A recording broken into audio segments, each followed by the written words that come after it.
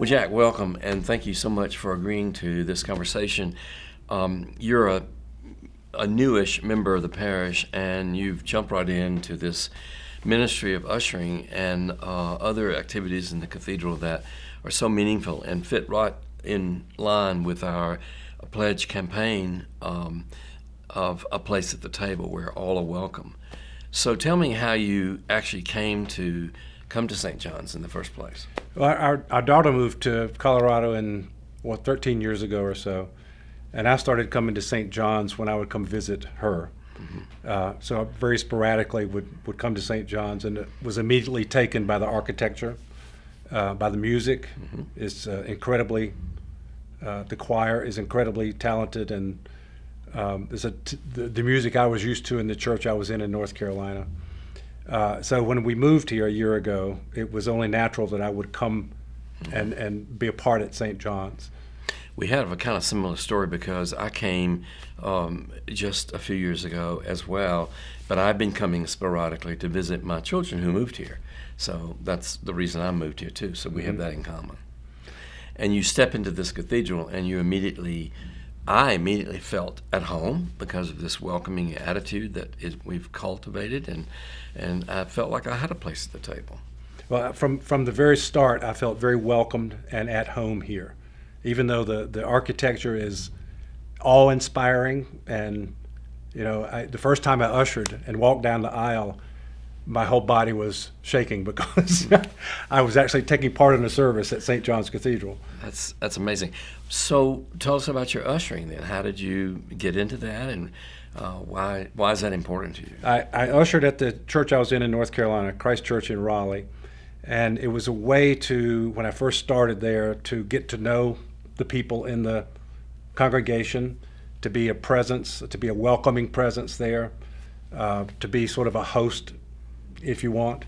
And it was a way here. I didn't know anybody in Denver except our daughter and grandchildren, and it was a way to get to know people, to know the usher team, to get to know the staff and the clergy and all that. So it was just a natural part of trying to be a part of that church. And it worked. It's an incredibly welcoming congregation, and the clergy is a dream team, and I felt welcomed from the very first day I came here. That's wonderful to hear. What other things about St. John's besides the architecture and the music and the welcoming attitude do you find attractive and do you think serves our community? Well, there's a prayer that I came across not too long ago that I think perfectly sums up St. John's to me.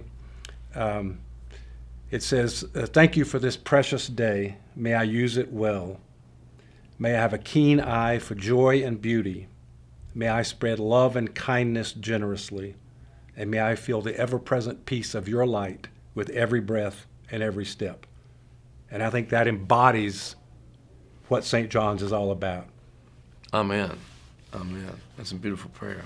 So when you came here, you went through the catechumenate classes.